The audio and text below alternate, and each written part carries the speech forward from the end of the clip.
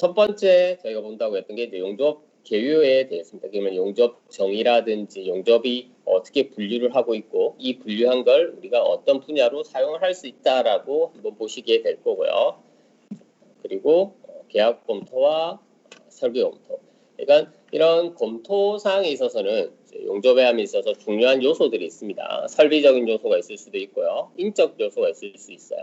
설비적인 것들은 그야말로 장비라고 얘기할 수 있는 거고요. 인적인 것들은 용접 관리자나 용접사 이런 것들을 들 수 있는데 특히 용접 관리자가 이런 전반적인 제작 과정을 관리하고 진행함에 있어서 우리가 검토하고 실행을 해야 됩니다. 그래서 우리 검토하는 과정, 우리가 실제로 할 수 있다, 할 수 없다. 그러면 할 수 없다면 무엇이 부족하다 이 사항에 대해서 한번 알아보는 시간 이렇게 보시면 될 것 같고요. 그리고 다음으로 공정과 장비에 대해서입니다. 그래서 어떤 공정을 이용하는 게 우리가 계약 검토했던 사항에서 실제 제작을 만들 때 좀 더 유리할 건지 혹은 좀 더 경제적일 건지에 대해서 판단하실 수 있을 것 같습니다.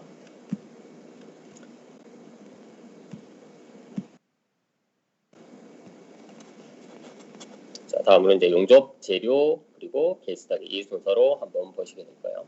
자, 지금 첫 번째 말씀드렸었던 게 용접 개요였고 거기서 가장 중요하고 가장 기본적으로 얘기할 수 있는 게 이제 용접에 대한 정의입니다. 그럼 용접은 뭐를 용접이라고 하고 그럼 이 용접을 잘 하기 위해서는 우리는 어떤 생각을 가지고 해야 될까? 라고 봤을 때는 코드적으로 얘기할 수 있는 게 있었고요. 그리고 금속학적, 야금학적 이렇게 얘기할 수 있는 게 두 가지로 나눌 수 있습니다. 그렇다면 우리 개념은 용접을 뭘 개념적으로 용접이라고 얘기하냐? 두 개 붙이는 겁니다.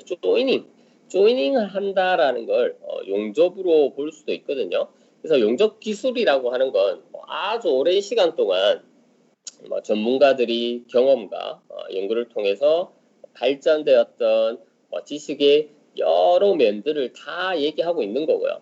이것들을 가장 간단하게 말하면 부재를 붙여갖고 하나로 만드는 과정을 용접 이렇게 얘기할 수 있습니다.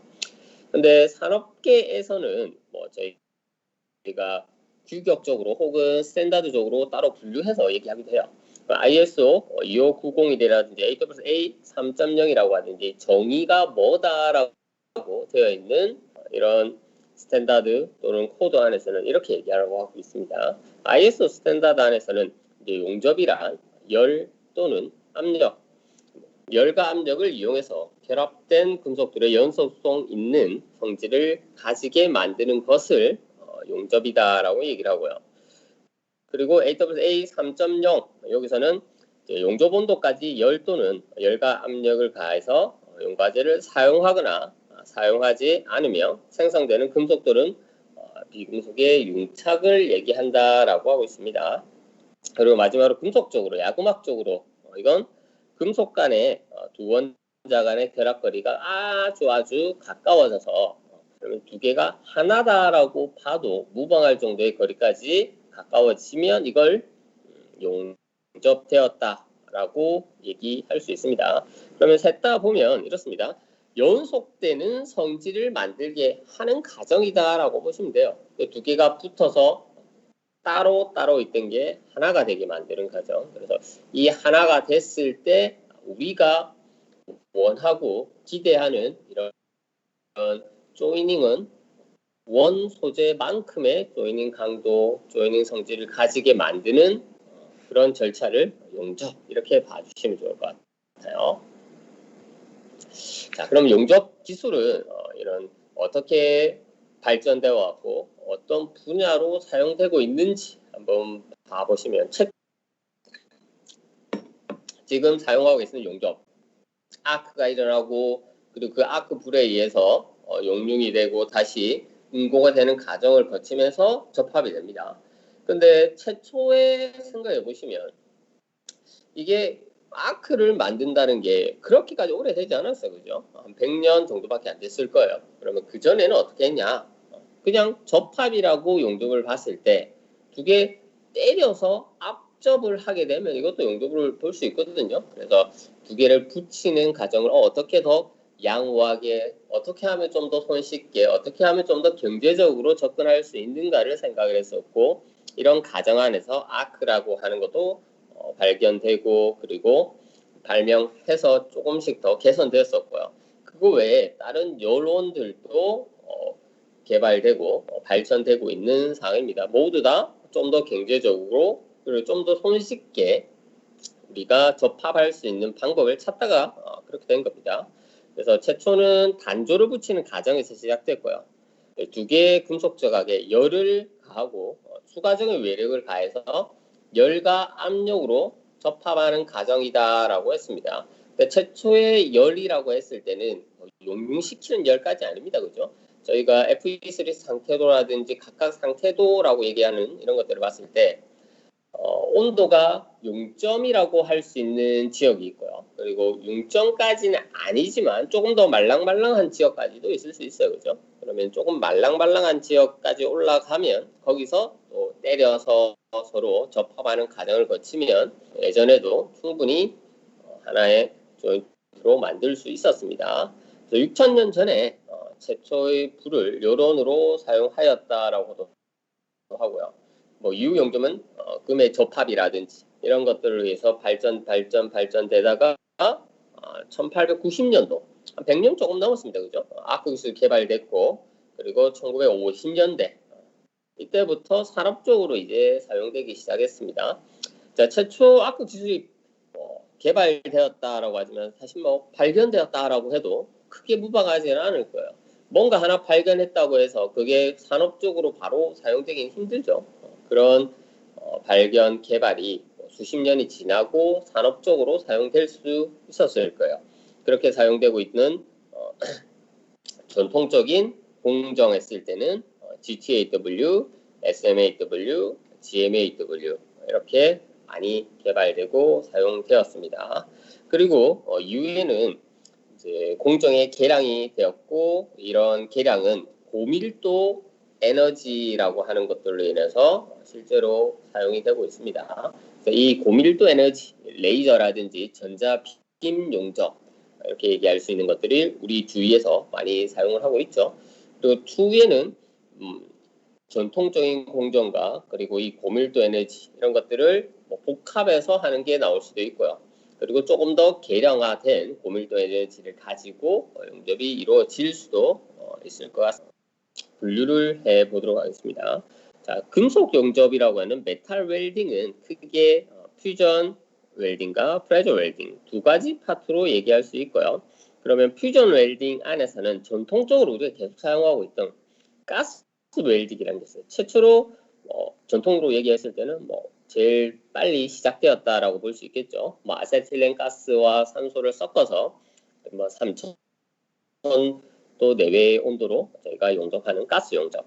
그리고 SMAW라고 얘기할 수 있는 매뉴얼 메탈 아크 웰딩. 자, MMA와 SMAW는 같은 말인데 이 스탠다드 또는 코드 안에서 정의하는 용어가 조금씩 다릅니다. 그래서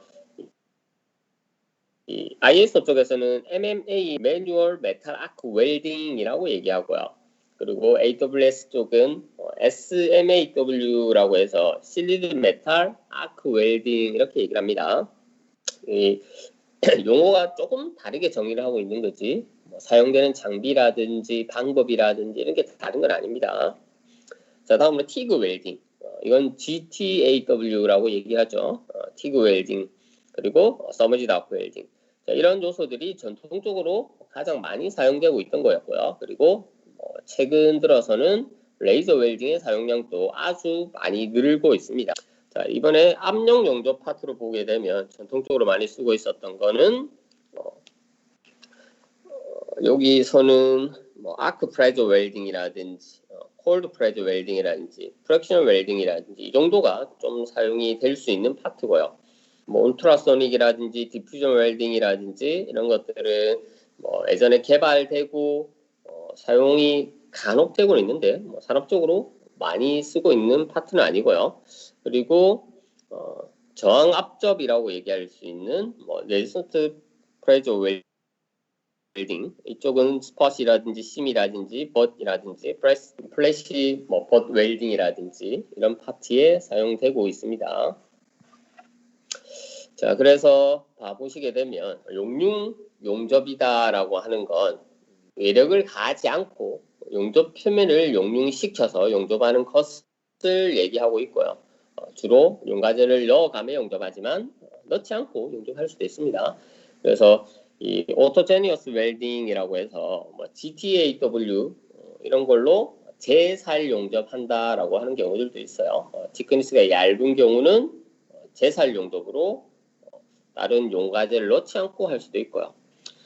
다른 두께가 조금 있다라고 하면 홈을 내서 그 홈을 채워가면서 용접하는 경우는 용가제를 넣어가면서 이렇게 용접할 수도 있습니다. 그래서 이 예로 볼 수 있는 게 매뉴얼 메탈 아크 웰딩, 서머지드 아크 웰딩, 가스 웰딩, 레이저 웰딩, SMAW 이렇게 분류를 해줄 수 있을 것 같습니다. 특히 저희가 FCAW, GMAW 이렇게 얘기했을 때 보면 이제 마그, 미그 이렇게 얘기할 수 있는 요소가 있습니다. 자, 첫 번째 퓨전 웰딩 프로세스, 여기서 그 아래로 내려오면 아크 웰딩이라고 하는 파트가 볼 수 있고요. 이 아크 웰딩은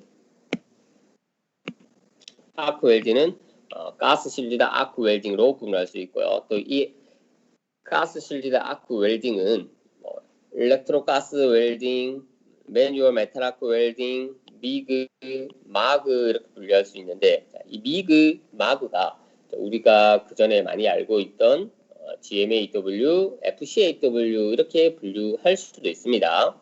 자, 미그 같은 경우는 이너트 가스라고 해서 불활성 가스를 사용해서 하는 것들을 미그라고 하고요. 자, 마그라고 하는 건 액티브 가스를 사용한다라고 하거든요.